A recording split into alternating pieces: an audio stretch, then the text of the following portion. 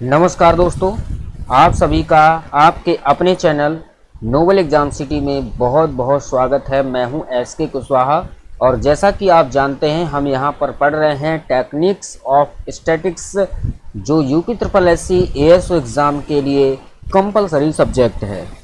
पिछले हम 2 टेस्ट बहुत अच्छे से कर चुके हैं, 30 क्वेश्चन से ले चुके हैं 30 और उसके बाद ये तीसरा टेस्ट है। यहाँ पर हम फिर से 30 क्वेश्चन लेंगे। ये कंपलसरी सब्जेक्ट है भाई, इसको अच्छे से पढ़ना है। और यदि आपने क्लासेस नहीं ली हुई हैं तो हमारी क्लासेस बिल्कुल जो फ्री हैं ले सकते हैं, जा कर के उनको पढ़िए और अपना एग्ज़ाम अच्छे से क्लियर करिए। और एक बात, यदि आप चैनल पर नए हैं तो चैनल को सब्सक्राइब जरूर कर लीजिए, वीडियो को लाइक और शेयर कर दीजिए। और यदि हो सके कि आपको लगे कि हाँ भाई आपके लिए कुछ मैटर डल रहा है, आपका यूज़फुल है, तो चैनल के लिए सहयोग राशि ज़रूर दें। गूगल पे नंबर आपकी स्क्रीन पर शो हो रहा है। तो समय ना करते हुए चलते हैं क्वेश्चनों की ओर। पहला क्वेश्चन है दोस्तों आज का कि census report use as a source of data is, यानी कि जनगणना रिपोर्ट सब अंकों के स्रोत के रूप में प्रयोग में लाई जाती है। तो इसका सही आंसर दोस्तों होगा, देखिए जनगणना रिपोर्ट की यहाँ पर बात हुई है। एक चीज मैं आपको क्लियर कर देना चाहता हूं कि जैसे मान लीजिए गवर्नमेंट ने जनगणना कराई, तो आपको पता होगा कि जनगणना करने वाले जो अधिकारी जो नियुक्त होते हैं वो डोर टू डोर जाकर के डाटा जो है एकत्र करते हैं। वो कौन से कहलाते हैं? प्राथमिक आंकड़े कहलाते हैं। क्या कहलाते हैं? प्राथमिक आंकड़े कहलाते हैं।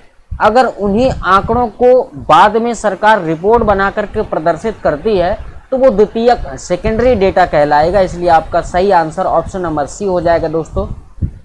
ऑप्शन नंबर सी इसका सही आंसर होगा। क्लियर है ना? जब डाटा फर्स्ट बार में क्रिएट किया जाता है, बनाया जाता है उसको, तो उसको प्राथमिक आंकड़े कहते हैं, प्राइमरी डेटा कहते हैं। और यदि उसी को रिपोर्ट के तौर पर प्रस्तुत किया जाता है तो उसको सेकेंडरी डेटा कहते हैं। इसलिए सही आंसर आपका हो जाएगा ऑप्शन नंबर सी। बढ़ते अगले प्रश्न की ओर। अगर कोई आपको डाउट हुआ करे तो मुझे कमेंट करके जरूर बताया करें, मैं सबके कमेंट पढ़ता हूं। अगला क्वेश्चन है, if the occurrence of an events mean that another cannot happen then the events are। एक घटना के होने का अर्थ है कि दूसरी घटना का होना संभव नहीं है। तो दोनों घटनाएं क्या होंगी? स्वतंत्र होंगी आपस में या परस्पर आश्रित होंगी? प्रतिलोम प्रायिकता होगी या प्रयोग सिद्ध होगा? तो देखिए एक चीज क्लियर कर लीजिए, जब कभी भी हमें एक घटना घटे और उससे दूसरी घटना डिपेंड हो जाए तो उसको क्या कहते हैं? परस्पर आश्रित कहते हैं, म्यूचुअली एक्सक्लूसिव कहते हैं उसको। सही आंसर आपका हो जाएगा option number B. For example जैसे मान लीजिए हमने के एक सिक्का उछाला, ठीक है? क्या उछाला? एक सिक्का उछाला, तो उसका जो या तो हेड आएगा या तो क्या आएगा? टेल आएगा। या तो हेड आएगा या तो टेल आएगा। अब मान लीजिए यदि हेड आ गया तो टेल नहीं आएगा, यदि टेल आ गया तो हेड नहीं आएगा। यही होगा ना? या तो हेड आ जाएगा तो टेल नहीं आएगा, टेल आ जाएगा तो हेड नहीं आएगा। क्लियर है दोस्तों? तो इस चीज को आपको याद रखना है। तो ये इस प्रकार की प्रक्रिया कहलाती है परस्पर आश्रित। नाउ नेक्स्ट क्वेश्चन की ओर चलेंगे दोस्तों। अगला क्वेश्चन है आपकी स्क्रीन पर, कह रहा कि नीचे दिए गए, ओके दिख रहा होगा,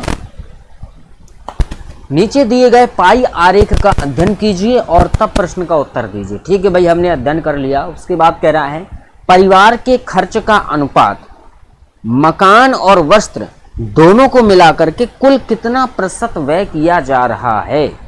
ठीक है, अब देखिए हमको क्या करना है, इसका और इसका वस्त्र पर निकालना है। यदि हम इसको डायरेक्टली यहाँ पर इसका व्यास बढ़ा दें तो देखिए ये जो है 90 डिग्री बन जाएगा और यहाँ पर बीचों बीच जा रहा है। जब ये 45 है, ये 45 है, तो ये भी 45 होगा, ये भी 45 होगा। तो वस्त्रों पर कितना हो गया? 45। और ये कितना है? 90 डिग्री है।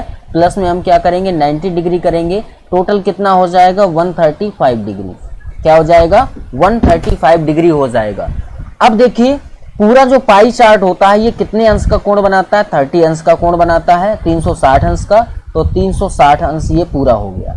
अब हमें कितना प्रतिशत निकालना है? 135 का निकालना है। किस में से निकालना है? 360 में से निकालना है। तो मैंने आपको हमेशा बताया है कि जिसका प्रतिशत निकालना उसको ऊपर, जिसमें से निकालना उसको नीचे।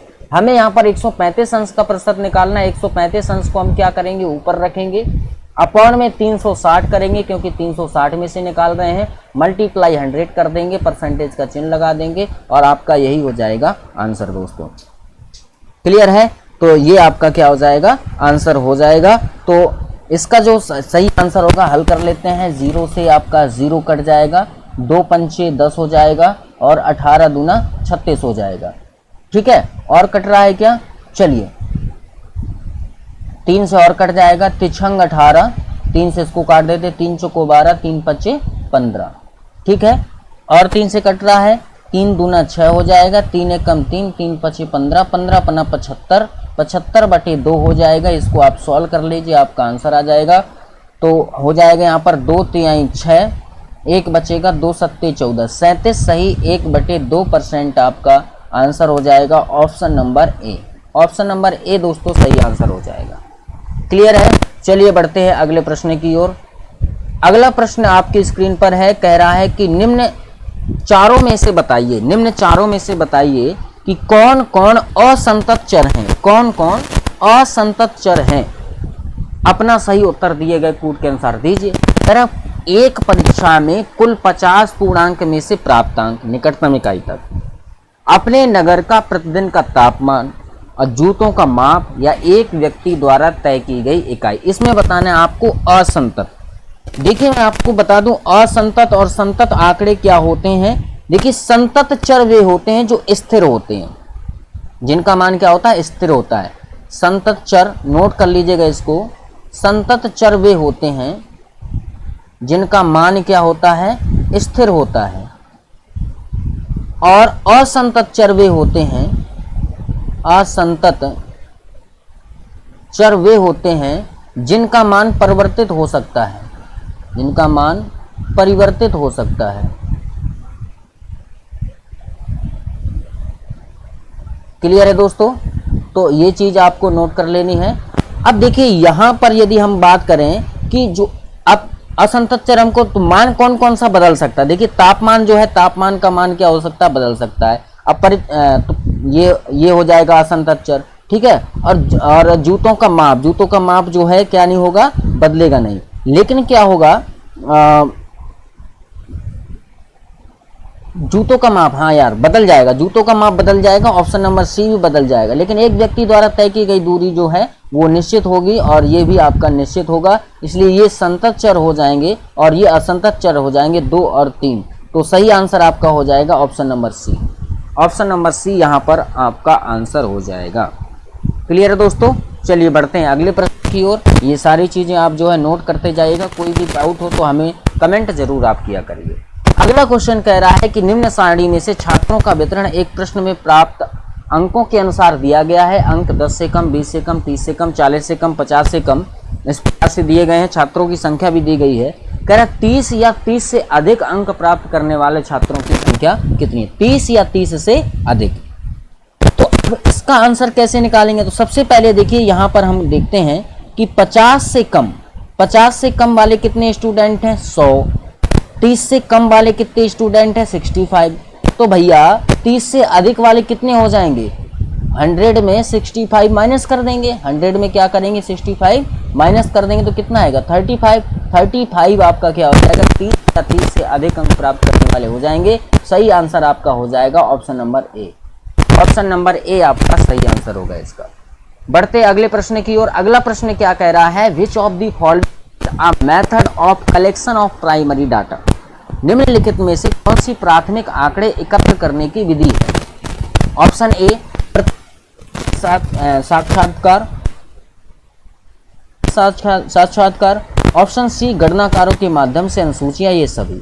तो यहाँ पर जो आपका सही आंसर होगा ऑप्शन नंबर डी होगा। सभी प्रकार से आप जो है प्राथमिक आंकड़े एकत्र।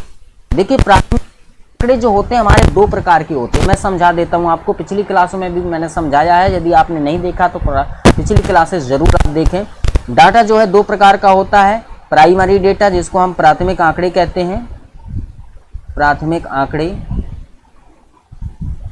और एक होता है द्वितीयक आंकड़े, द्वितीयक आंकड़े। ठीक है, अब प्राथमिक आंकड़ों को जो हम किस प्रकार से देखो, जब गणनाकार होता है, ठीक है, वह जो गणनाकार कौन सा हो गया, जो व्यक्ति जो है आंकड़े संग्रह करता है, जांच पड़ताल करता है, पूछताछ करता है और आंकड़े एकत्र कर सकता है, ऐसे आंकड़ों को हम क्या कहते हैं, प्राथमिक आंकड़े कहते हैं। क्लियर हो गई बात। क्योंकि प्रत्यक्ष रूप से प्राप्त की गई जानकारी पर आधारित होते हैं ये।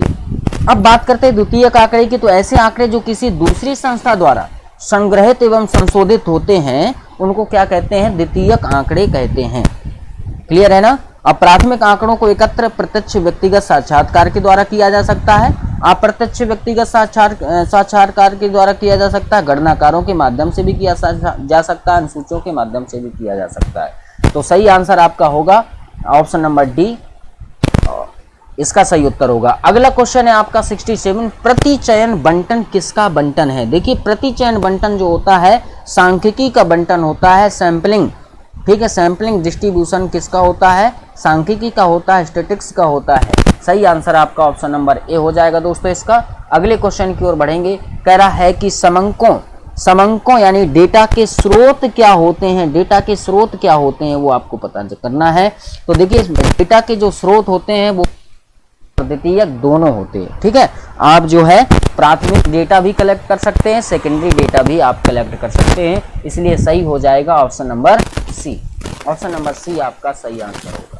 बढ़ते हैं अगले प्रश्न की ओर दोस्तों। अगला प्रश्न आपकी स्क्रीन पर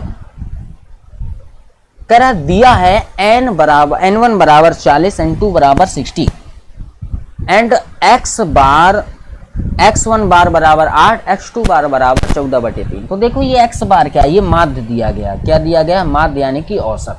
तो हम क्या करेंगे, इन n1 संख्याओं का योग निकालेंगे। योग निकालने के लिए हमको क्या करना है, इनका मल्टीप्लाई कर देना है। ठीक है, 4 8 32 कितना हो जाएगा, 320 हो जाएगा।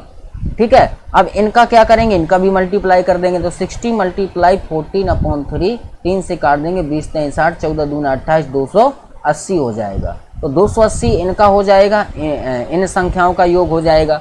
अब क्या करोगे, इन सभी का योग निकालोगे तो 320 प्लस में 280 जोड़ लीजिए, तो 300 हो गया, 3 3 600 हो जाएगा। योग कितना हो जाएगा, 600। अब हमारे पास टोटल जो संख्याएं हो गई वो कितनी हो गई, 40 ये थी, 60 ये थी। तो संयुक्त माध्य निकालना है ना, तो हम 100 का क्या कर देंगे, भाग दे देंगे। 0 से 0, 0 से 0 कट जाएगा। 6 आपका सही आंसर हो जाएगा। ऑप्शन नंबर बी इसका सही आंसर है, ऑप्शन नंबर बी। चलिए नेक्स्ट क्वेश्चन की ओर बढ़ते हैं। नेक्स्ट क्वेश्चन आपका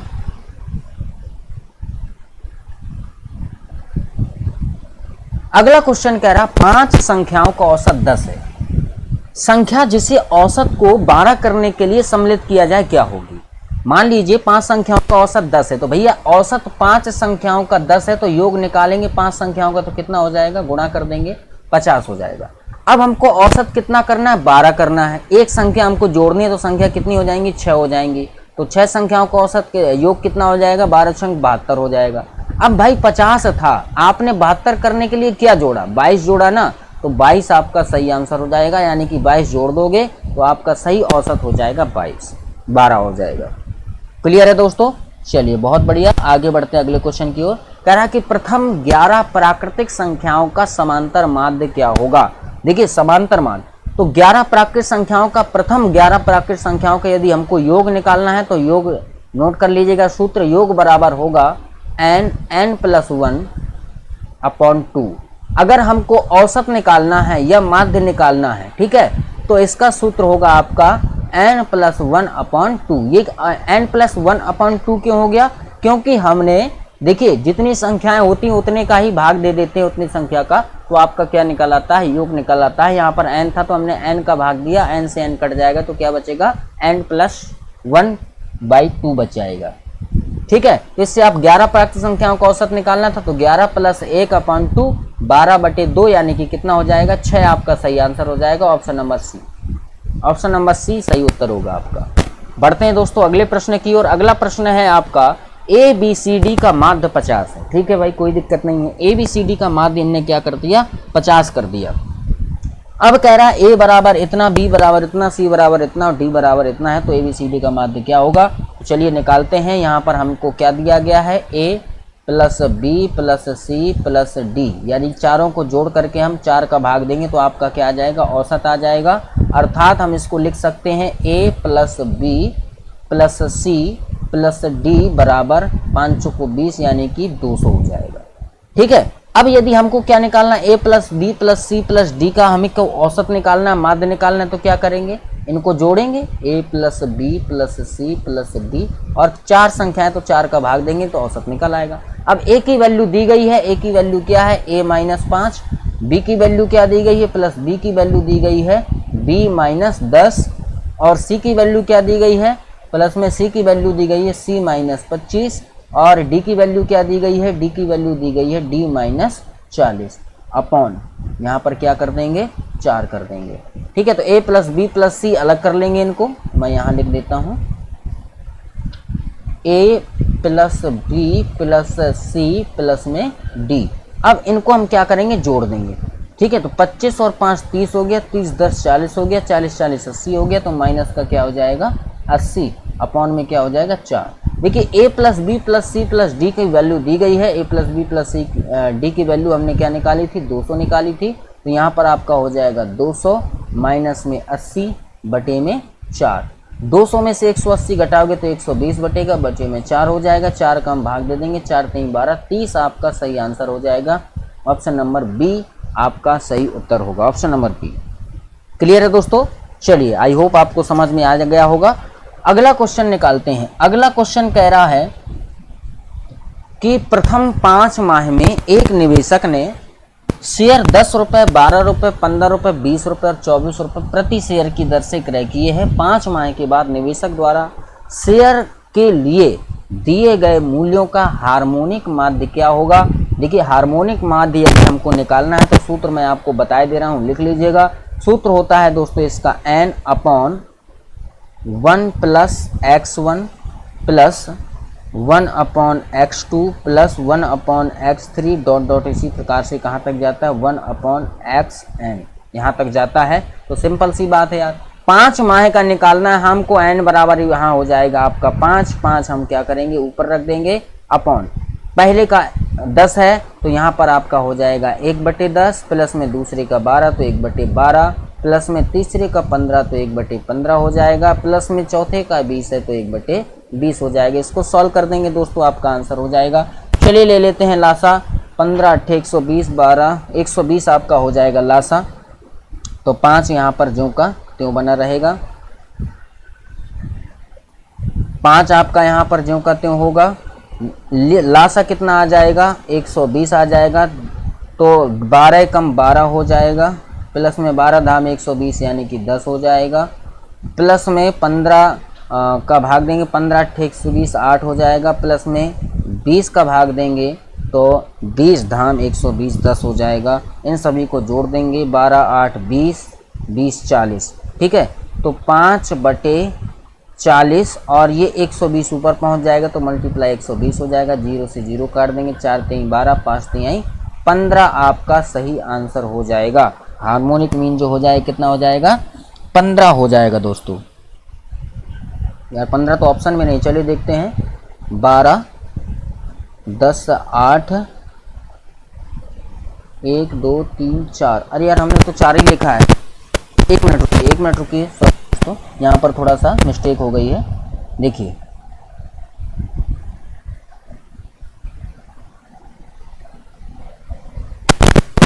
चौबीस 20 और 24 हमने ये वाला मान नहीं लिया है, यहाँ पर ये भी आएगा 20 और 24 का भी आएगा, तो यहाँ पर प्लस में क्या हो जाएगा, 1/24 हो जाएगा। चलो लासा कितना आएगा, लासा आपका आएगा 120 लिख देंगे, 10 का भाग देंगे तो आपका 12 आएगा, 12 का भाग दोगे तो 10 आएगा, 15 का भाग दोगे तो 8 आएगा, 20 का भाग दोगे तो 20 छक्का 120 आएगा, और 24 का भाग दोगे तो 24 पंचे 120 आएगा। यस, रॉन्ग हो गया। चलिए 12 8 20 हो गया, 6 5 11 हो गया, तो 20 और 11 31 10 41 हो जाएगा, सॉरी। चलो 5/120 और यहाँ पर क्या है 41/120, तो ये भी 120 ऊपर पहुँच जाएगा, तो 5/41 मल्टीप्लाई 120 हो जाएगा। ठीक है, तो 12 पंचे 60 यानी कि 600 बटे 41 हो जाएगा। जब भाग दे दोगे तो आपका आ जाएगा 14.63। क्या आ जाएगा? 14.63 सही आंसर हो जाएगा आपका option number B. Now next question की ओर बढ़ते हैं। कह रहा है कि इनमें से कौन सही है? इनमें से कौन सही है? बहुलक और समांतर माध्य गणितीय माध्य हैं, माध्यिका और गुणोत्तर माध्य स्थिति माध्य है, माध्यिका और समांतर माध्य गणितीय माध्य है, बहुलक और माध्यिका स्थिति माध्य। इसका सही आंसर आपका दोस्तों होगा ऑप्शन नंबर डी। ठीक है, ऑप्शन नंबर डी आपका सही आंसर हो जाएगा। देखिए मैं एक चीज बता दूं, स्थिति माध्य कौन कौन से होते हैं, तो आपका बहुलक हो गया। ठीक है, मैं यहां लिखे दे रहा हूं, आपको भी नोट कर लेना अच्छे से। स्थिति माध्य कौन कौन से होते हैं, क्या लिख रहा है? स्थिति माध्य, स्थिति माध्य, तो स्थिति माध्य आपका हो जाएगा बहुलक, बहुलक, मध्यिका,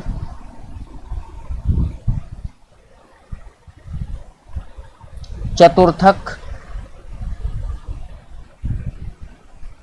दशमक और शतमक। ये क्या हो जाएंगे? ये आपके हो जाएंगे दोस्तों स्थितिक माध्य हो जाएंगे। और आपके जो गणितीय माध्य हैं, ठीक है, गणितीय माध्य कौन कौन से होंगे वो भी मैं आपको बता दे रहा हूँ। गणितीय माध्य कौन कौन से होंगे उनको भी नोट कर लेना है। गणितीय माध्य होते हैं दोस्तों समांतर माध्य, जैसे हम औसत के नाम से भी जानते हैं, समांतर माध्य, गुणोत्तर माध्य, गुणोत्तर माध्य, हरात्मक माध्य,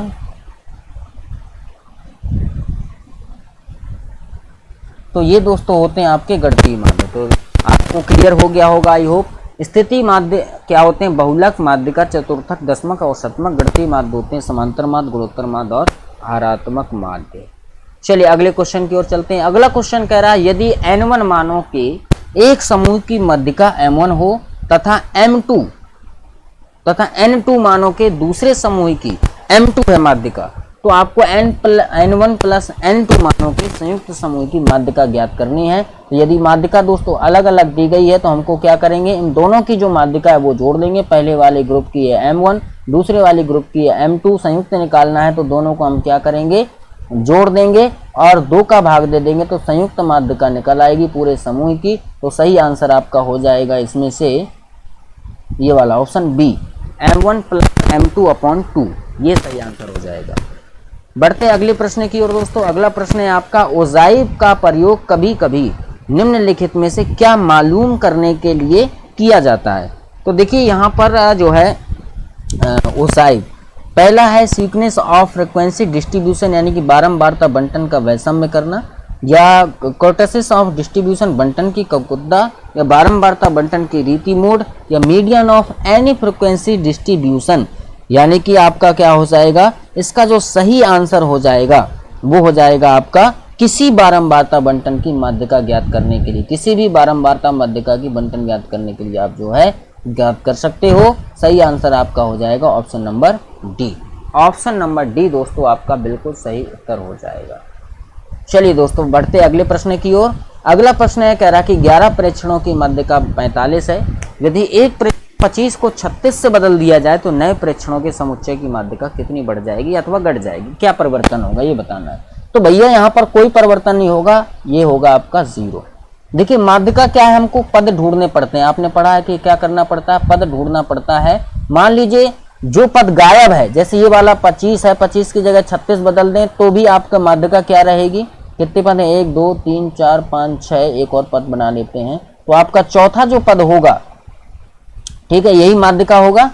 आपका पद जो है, जो माध्यिका पद है, पर वही गायब नहीं होना चाहिए और बाकी कोई माध्यिका में परिवर्तन नहीं होता है दोस्तों।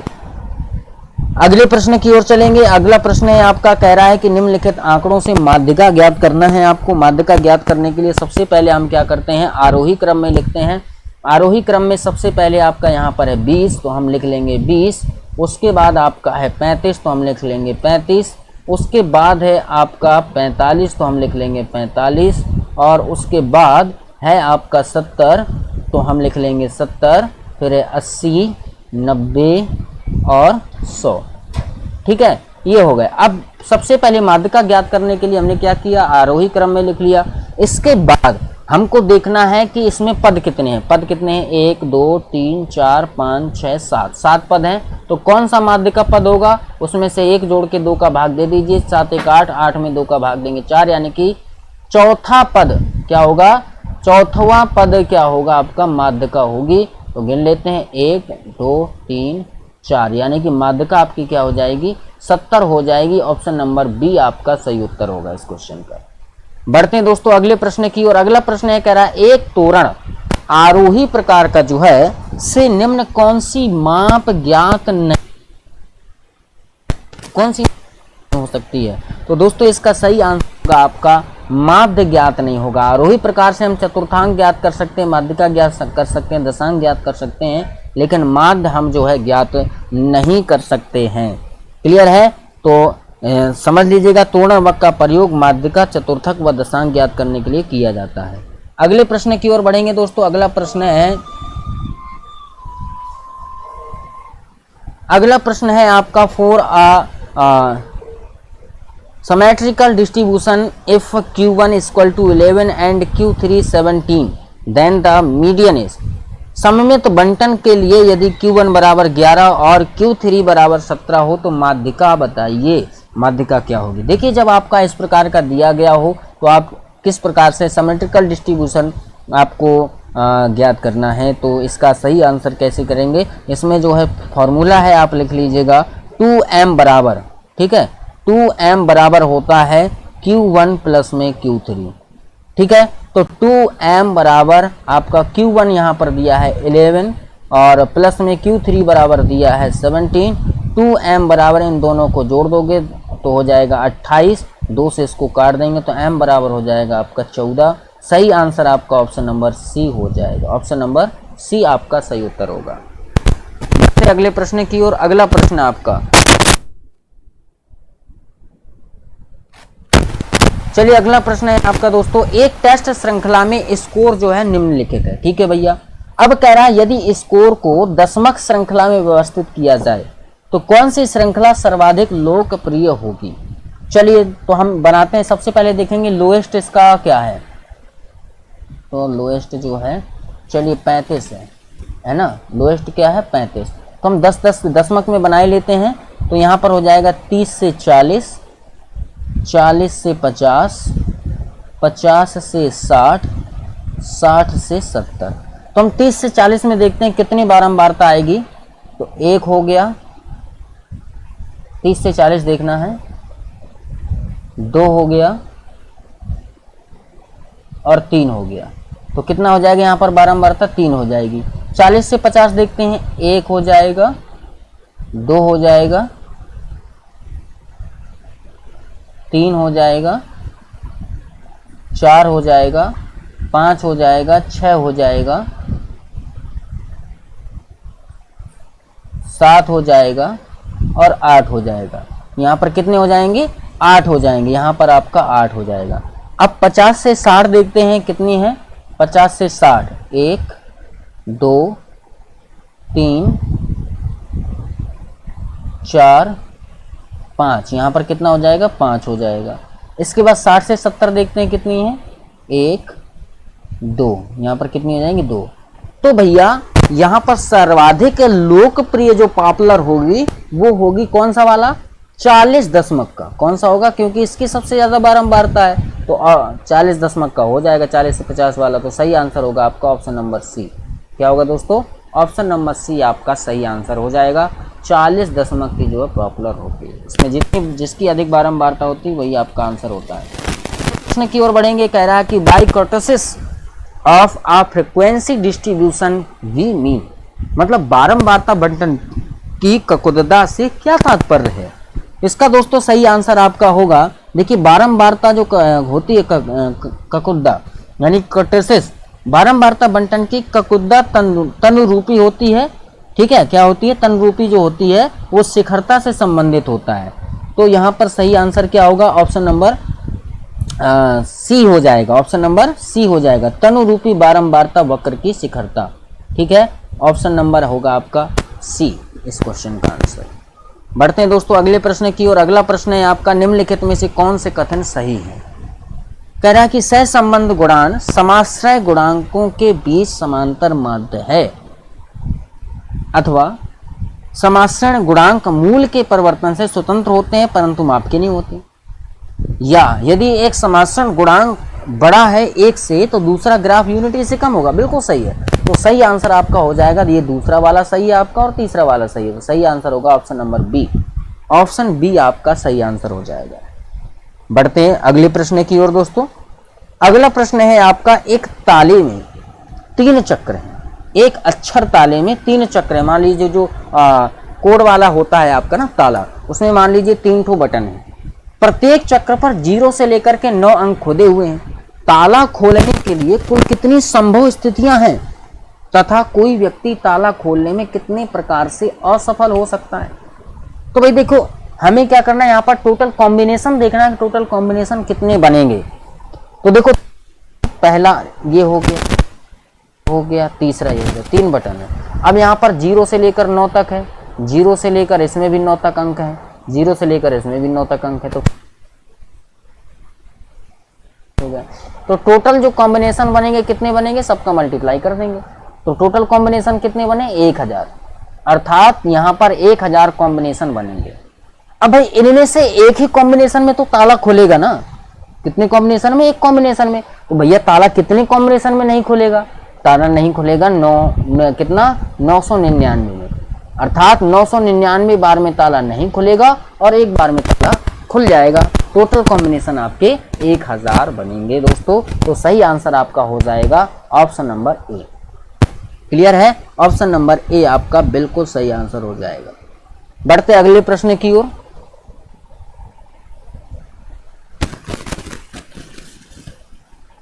अगला प्रश्न आपकी स्क्रीन पर है, कह रहा सतलज नगर के अक्षरों को भिन्न भिन्न क्रमों में रखकर कितने शब्द बनाए जा सकते हैं यदि अक्षर ला, जा, न केवल विषम स्थानों पर ही रखे जाएं। तो भाई पहले हम क्या कर लेते हैं, सतलज नगर को लिख ही लेते हैं, है कि नहीं। चलो लिख लेते हैं, चलो लिख लिया, स त ल ज नगर। देखते हैं कितने यहाँ पर अक्षर हैं, 1 2 3 4 5 6 7। चलिए 7 अक्षर है, जिनमें से विषम स्थान कितने हैं, 1 2 3 4। विषम स्थान कितने हैं, 4 होंगे। अब हमको क्या करना है, ला जा न को विषम स्थानों पर रखना है। किसको रखना है, ला जा न को विषम स्थानों पर रखना है। तो यहाँ पर 4 क्या हो जाएंगे, विषम स्थान हो जाएंगे। अब ला इनमें से, जैसे हम किसको रखें, ला को रखें, तो इनमें से किसी एक पर ही रख सकते हैं ना। क्या रख सकते हैं, किसी ला को किसी एक स्थान पर रखेंगे, ठीक है। और ला को किसी एक स्थान पर रखेंगे तो यहाँ पर ला को हम कितने स्थान पर रख सकते हैं, 1 2 3 4। तो इसके लिए जो है कितनी प्रोबेबिलिटी बन सकती है ला को रखने के लिए, तो 4 बन सकती हैं। तो 4p1 हो जाएगा। अब जा को हम देखते हैं, इसके मान लीजिए ला को हमने यहाँ रख दिया, तो जा के लिए कितने स्थान बचेंगे, 3 स्थान बचेंगे। तो यहाँ पर कितना हो जाएगा, 3p1 हो जाएगा, ठीक है। और ना के लिए कितने स्थान बचेंगे, 2 स्थान बचेंगे। तो यहाँ पर कितना हो जाएगा, 2p1 हो जाएगा। क्लियर है ना। और टोटल अपन को अक्षर कितने बदलने हैं, इसको भी मान लीजिए ला को नहीं बदलना है, ला को, जा को और ना को, इनको विषम स्थान में रखना। बाकी के कितने बचे, 4। तो यहाँ पर 4p और आ जाएगा। कुल कितने प्रकार के शब्द बन सकते हैं, इसका कॉम्बिनेशन हम बता दे रहे हैं। तो 4 का फैक्टोरियल हो जाएगा यहाँ पर, ठीक है। 4 का factorial multiply 4p1 multiply 3p1 multiply 2p1। तो 4 का फैक्टोरियल आपको पता ही है, 4 गुणा 3 गुणा 2 गुणा 1 हो जाएगा। अब 4p1 का यानी कि परमुटेशन है ये दोस्तों। परमुटेशन का मैं बता चुका हूँ, सूत्र क्या होता है, NPR। इसको आप किस प्रकार से कर सकते हो, n का factorial upon n minus r का फैक्टोरियल। इस प्रकार से आप क्या कर सकते हो, निकाल सकते हो। चलिए तो इसको निकालते हैं। तो यहाँ पर क्या हो जाएगा, 4p, मैं इसको निकाल ही दे रहा हूँ यहाँ पे, 4 का फैक्टोरियल अपॉन 4 माइनस 1 यानी कि 3 का फैक्टोरियल। तो कितना आ जाएगा, 3 का फैक्टोरियल 3 फैक्टोरियल कट जाएगा, 4 बचेगा। तो हम यहाँ 4 लिख देंगे, मल्टीप्लाई 3 का फैक्टोरियल अपॉन 3 - 1 यानी कि 2 का फैक्टोरियल, तो यहाँ पर कितना बचेगा 2 बचेगा, सॉरी 3 बचेगा और यहाँ पर 2 बचेगा। ठीक है, 4 3 12 दूना 24, 4 3 12 दूना 24, तो क्या हो जाएगा 24 × 24, 24 का स्क्वायर क्या होता है 576, इसलिए आपका सही आंसर हो जाएगा option number B. Option number B दोस्तों इसका आपका सही आंसर होगा। क्लियर है, चलिए बढ़ते हैं अगले क्वेश्चन की ओर। अगला क्वेश्चन है दोस्तों C12C5, यानी कि ये कॉम्बिनेशन का सवाल है। C का मतलब कॉम्बिनेशन होता है, P का मतलब परमुटेशन होता है। ठीक है, संचय और क्रमचय की बात हो रही थी, यहाँ पे संचय को देखते हैं यहाँ पर। तो यहाँ पर क्या हो जाएगा दोस्तों, यहाँ यदि सूत्र मैं बता दूं NCR लिखा हुआ है, तो इसको आप कैसे व्यक्त करोगे, n का फैक्टोरियल आप यहाँ लिखोगे, नीचे आपका r का फैक्टोरियल आएगा, मल्टीप्लाई यहाँ पर आपका आ जाएगा n - r का फैक्टोरियल, n - r का फैक्टोरियल। इसको हल करते हैं तो ऊपर आ जाएगा दोस्तों 12 का फैक्टोरियल अपॉन यहाँ पर क्या आ जाएगा 5 का फैक्टोरियल, मल्टीप्लाई 12 में से 5 चले जाएंगे तो कितना बचेगा 7 का फैक्टोरियल। इसको हल कर देते हैं तो 12 गुणा 11 गुणा 10 गुणा 9 गुणा 8 गुणा 7, 7 का फैक्टोरियल लिख देते हैं क्योंकि नीचे 7 का फैक्टोरियल कट जाएगा। 5 गुणा 4 गुणा 3 गुणा 2 गुणा 1 का कोई मतलब नहीं है, 7 का फैक्टोरियल। 7 के फैक्टोरियल से दोस्तों 7 का फैक्टोरियल क्या हो जाएगा, कैंसिल हो जाएगा। अब देखिए 4 3 12, 4 3 12 से 12 ये कैंसिल हो जाएगा, 2 बचा, 2 पंचे क्या हो जाएगा, चलो 2 चौको क्या हो जाएगा 8 हो जाएगा। अब देखिए कितना बचा, 5 कम 5, 5 दूना 10 हो जाएगा, तो यहाँ बचा 11 और यहाँ बचा 4 दूना 8 मल्टीप्लाई 9, इतना बचेगा। तो 11 9 8 कितना हो जाएगा 72, 11 का मल्टीप्लाई मैंने बताया है, 2 इधर आप लिखिए, 7 इधर लिखिए, 7 2 9 यहाँ पर लिखिए, आंसर हो जाएगा आपका 792। ऑप्शन नंबर ए आपका बिल्कुल सही उत्तर होगा, 792 आपका सही उत्तर हो जाएगा। बढ़ते हैं दोस्तों अगले प्रश्न की ओर। अगला प्रश्न है, एक परीक्षा में 5 विषय हैं, एक परीक्षा में कह रहा है कि 5 विषय हैं, प्रत्येक विषय में पास होने के लिए न्यूनतम अंक निश्चित है। एक छात्र कितनी प्रकार से असफल हो सकता है, को असफल देखना है ना, कितने प्रकार से असफल हो सकता है। तो चलिए हम देखते हैं। देखो पहले विषय में छात्र द्वारा अंक प्राप्त करने की 2 संभावनाएं होंगी। पहली संभावना क्या होगी, पहली संभावना तो ये होगी कि वह न्यूनतम अंक प्राप्त कर लेगा, और दूसरी संभावना होगी कि वह न्यूनतम अंक प्राप्त नहीं करेगा। इसी प्रकार से दूसरे में होगी, इसी प्रकार से तीसरे में, इसी प्रकार से चौथे में, इसी प्रकार से 5वें में। हर में 2 संभावना हो गई ना, तो टोटल कुल कितनी संभावनाएं बनी भाई 5 सब्जेक्ट की। मैंने एक बार आपको बताया था, चाहे एक सिक्के को 2 बार उछाल लो, चाहे 2 सिक्कों को एक साथ उछाल लो, एक ही बात होती है। चाहे एक विषय में 2 बार फेल हो, चाहे 5 विषय में अलग अलग फेल हो, एक ही बात है। ठीक है, तो इसको हम क्या करेंगे, तो एक विषय की कुल कॉम्बिनेशन कितनी है 2, कितने विषय हैं 5, तो 2 की घात में 5 कर देंगे तो टोटल संभावनाएं कितनी हो जाएंगी 32 हो जाएंगी न्यूनतम अंक प्राप्त करने की। अब परंतु इनमें से क्या है, इनमें से एक जो है न्यूनतम अंक प्राप्त ना करने की संभावना कितनी हो जाएंगी 1, तो टोटल -1 कर देंगे तो आंसर हो जाएगा 32 में से 1 माइनस कर दोगे तो आपका हो जाएगा 31। सही आंसर आपका हो जाएगा ऑप्शन नंबर डी। ठीक है, नेक्स्ट क्वेश्चन की ओर बढ़ते हैं दोस्तों। अगला क्वेश्चन है आपका, एक थैले में 10 सफेद एवं 15 लाल गेंदें हैं तथा दूसरे थैले में 16 सफेद है और 9 लाल गेंदें हैं।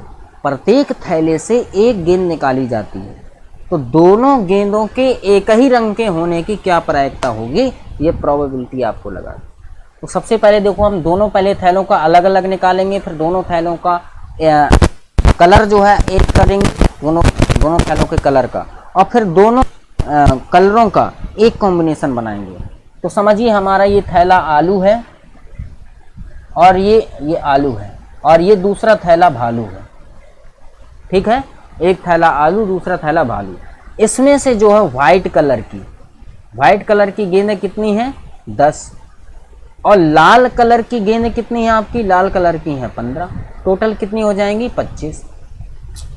अब इससे जो गेंद निकाली है, व्हाइट होने की प्रोबेबिलिटी क्या है, व्हाइट होने की प्रोबेबिलिटी है 25। ठीक है, और रेड होने की प्रोबेबिलिटी कितनी होगी 15/25। इसको हल करेंगे तो 5 से काट देंगे, 5 दूनी 10, 5 नहीं 15, इसको 5 से काटेंगे 5 नहीं 15, 25 आएंगे यहाँ पे। 2/5 और 3/5 प्रायिकता यानी प्रोबेबिलिटी हो जाएगी। इसका देखते हैं, इसमें कितनी गेंदें हैं? इसमें जो सफ़ेद गेंदें हैं वो हैं 16 और जो लाल गेंदें हैं वो कितनी हैं? 9। ठीक है, लाल गेंदें जो हैं कितनी हैं? 9 है। अब देखो यहाँ पर जो है टोटल गेंद कितनी हो गई? 25 हो गई। तो भैया व्हाइट गेंदों निकलने की इससे प्रायिकता कितनी होगी? 16/25 हो जाएगी। और रेड निकलने की प्रायिकता कितनी हो जाएगी? प्रोबेबिलिटी कितनी हो जाएगी इसकी? हो जाएगी आपकी 9/25।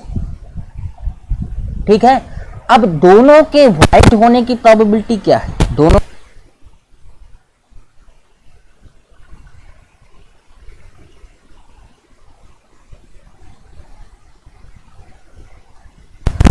क्या कर देंगे? मल्टीप्लाई कर देंगे।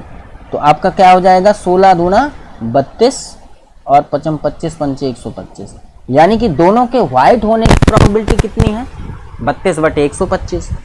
ठीक है, और दोनों के रेड होने की प्रोबेबिलिटी कितनी है? दोनों के रेड होने की प्रोबेबिलिटी, तो यहाँ पर आपका हो जाएगा 3/5 मल्टीप्लाई 9/25। इसको हल करेंगे तो कितना हो जाएगा? 9 या 27, 55 25 पंचे 125, यानी कि 27/125। अब ये तो हो गया एक एक कलर की। अब हमको क्या देखना है? ये देखना है कि दोनों थैलों से एक ही कलर की गेंद निकली, इसकी प्रोबेबिलिटी क्या है? इसकी प्रोबेबिलिटी के लिए हम क्या करेंगे? इन दोनों को जोड़ देंगे भैया, आपका आंसर आ जाएगा। तो चलिए जोड़ते हैं। मैं थोड़ा सा इसको ऊपर कर लेता हूँ। तो इनको जोड़ने के लिए क्या किया? 32/125 प्लस में 27/125 हल कर देते हैं, इसका आंसर निकल आएगा। तो चलिए लासा दोनों के हर समान है, तो बटे में 125 यूँ करते आ जाएगा। 7 2 आपका 9 हो जाएगा और 3 2 5 हो जाएगा। तो कितना हो जाएगा? 59/125 हो जाएगा। सही आंसर होगा दोस्तों आपका ऑप्शन नंबर सी। ठीक है, ऑप्शन नंबर सी आपका सही उत्तर हो जाएगा। चलिए दोस्तों बढ़ते हैं अगले क्वेश्चन की ओर। ये 2 बार क्वेश्चन रख गया है यार, चलो कोई बात नहीं, 2 बार रख गया है। अगले प्रश्न की ओर चलेंगे। अगला क्वेश्चन है कि रेखा 3x + y = -6 x अक्ष को किस बिंदु पर काटती है, हमको निकालना है। तो सीधी सी बात है यार, इसको हम समीकरण को लिख लेते हैं। समीकरण है आपका 3x + में y = -6। इसको हल करने के लिए हम क्या करेंगे? इसमें जो है -6 को हर ले लेते हैं। -6 सभी में लिख देते हैं, -6 और -6। ठीक है, तो यहाँ पर क्या हो जाएगा? यहाँ पर 3 एकम 3, 3 दूना 6, x/-2 बचेगा, प्लस में y/-6 होगा, = 1 हो जाएगा। क्या हो जाएगा? 1 हो जाएगा। तो इसका मतलब क्या हुआ? x अक्ष की बात कर रहा है ना, x अक्ष की बात, तो क्या है? -2 है ना दोस्तों। तो ये किस बिंदु पर काटेगी? x अक्ष पर। x अक्ष पर काटेगी -2, 0 पर। ठीक है, -2, 0। y अक्ष पर कहाँ पर काटेगी? -6, 0 पर। ठीक है, ये क्या हो जाएगा? y अक्ष का हो जाएगा। तो सही आंसर जो होगा आपका x अक्ष का पूछ रहा था, ऑप्शन नंबर बी इसका सही उत्तर होगा। बढ़ते हैं अगले प्रश्न की ओर। अगला प्रश्न जो है आज का लास्ट क्वेश्चन है दोस्तों। कह रहा है कि एक रेखा के x अक्ष को बिंदु -3 0 पर और y अक्ष को बिंदु 0 6 पर काटती है, उस रेखा का समीकरण क्या होना चाहिए? A line cuts the x axis at the point -3, 0 and the y axis at the 0, 6। What is the equation of the line? Simple सी बात है यार। देखिए हमको क्या दिया गया, ये आपका x1 y1 है, x1 y1। ठीक है, और ये क्या है आपका? ये है आपका x2 y2। फॉर्मूला लगा देते हैं समीकरण बनाने का। फॉर्मूला क्या होता है? फॉर्मूला होता है दोस्तों y - y1। फॉर्मूला नोट कर लीजिएगा, y - y1 = होता है y2 - y1 upon x2 - x1 और मल्टीप्लाई होता है आपका x - x1। रख देना है वैल्यू यार। y की जगह आपका क्या रहेगा? y ही रहेगा। -y1 की वैल्यू क्या है? 0 है, तो यहाँ पर 0 कर देंगे। ठीक है, = y2 बराबर कितना है, y2 बराबर आपका 6 है, तो हम क्या करेंगे यहाँ पर 6 लिख देंगे, यहाँ पर आपका क्या हो जाएगा 6 हो जाएगा, माइनस y1 बराबर 0 है तो 0 कर देंगे, अपॉन x2 बराबर कितना है, x2 बराबर आपका 0 है, माइनस और x1 बराबर कितना है, x1 बराबर -3 है, तो माइनस यहाँ पर कितना हो जाएगा 3 हो जाएगा, और मल्टीप्लाई में x यहाँ ज्यों का त्यों रखेंगे, माइनस x1 की वैल्यू कितनी है -3। बस इसको सॉल्व कर दीजिए यार, आंसर आपका आ जाएगा। देखिए सॉल्व करेंगे तो यहाँ पर आ जाएगा y equal to minus minus plus आपका हो जाएगा, 3 दूना 6 हो जाएगा, 2 होगा, x प्लस 3 हो जाएगा, और यहीं पर हो जाएगा y बराबर 2x प्लस 6, ये आपका हो जाएगा समीकरण। ठीक है, तो y बराबर 2x plus 6, option number D इसका सही उत्तर हो जाएगा, ऑप्शन नंबर डी। तो ये थे दोस्तों आज के टेक्निक्स ऑफ स्टैटिक्स के क्वेश्चन। कैसे लगे मुझे कमेंट करके जरूर बताना, इनकी स्टडी करते रहिए। यदि आपने पुरानी वीडियोस क्लासेस नहीं देखी हैं, चैनल पर अवेलेबल है, आप इनको देखिए, सॉल्व करिए और अपनी स्टडी को आगे बढ़ाइए। तो मिलते हैं नेक्स्ट डे न्यू क्लास। जय हिंद, जय भारत।